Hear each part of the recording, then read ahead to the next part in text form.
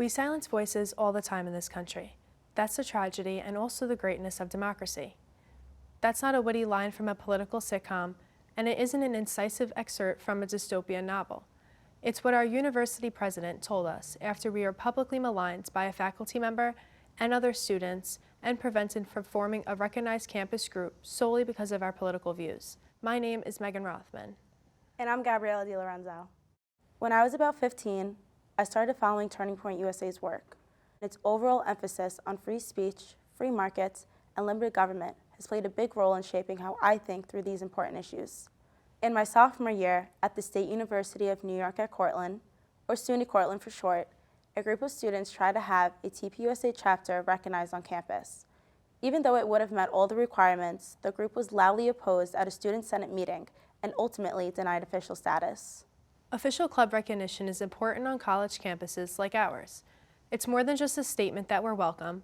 It allows us to use campus meeting spaces and access the pool of money we all pay into through our mandatory student activity fees. Those funds are available to every official student group on campus, so it really matters that groups are approved on an equal basis. In my senior year, I was determined that no one was going to stop us from getting a TPUSA chapter firmly established before I graduated.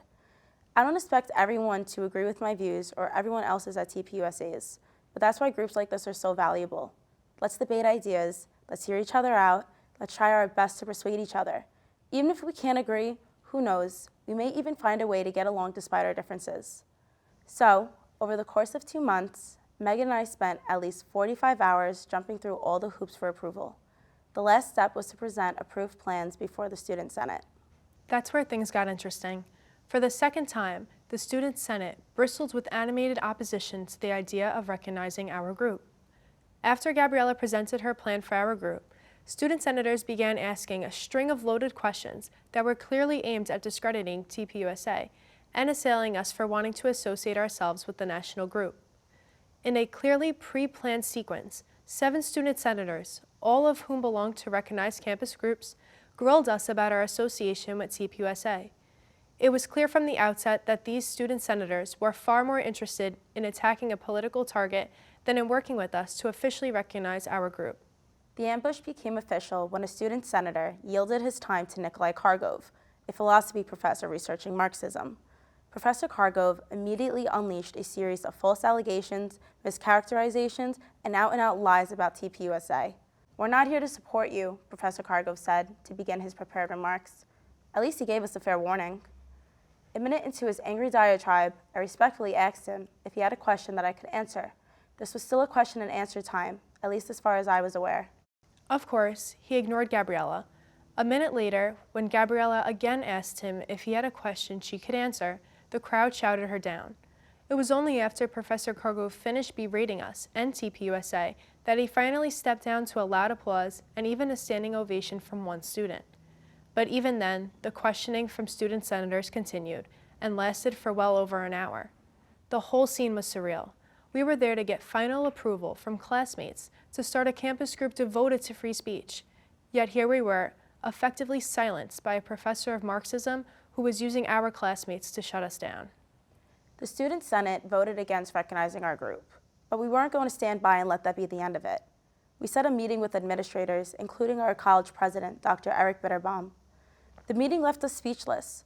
We had been discriminated against because of our political views, a clear violation of the First Amendment's protections for free speech and freedom of assembly. Yet instead of backing us up, Dr. Bitterbaum actively discouraged us from trying to start the club in the future. After all, Dr. Bitterbaum told us he had looked into his crystal ball and could foresee that future efforts would be stymied by the same people, including Professor Kargov. "We silence voices all the time in this country," Dr. Bitterbaum said. "That's the tragedy and also the greatness of democracy." None of this was right, and it was also illegal. With the help of Alliance Defending Freedom, we sued SUNY officials and the student government.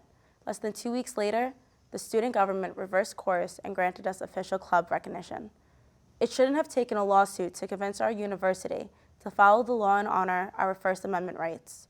Colleges are meant to be the marketplace of ideas, but too often they're transformed into ideological echo chambers where free speech is stamped out entirely. The greatness of our country isn't that we silence voices all the time, it's that everyone has their say. I wish I could say I learned that in the classroom, but instead, it's a lesson our college had to learn in court. Find more cases like ours at freedommatters.org. Before you go, click like on this video and subscribe to this channel so you never miss an episode.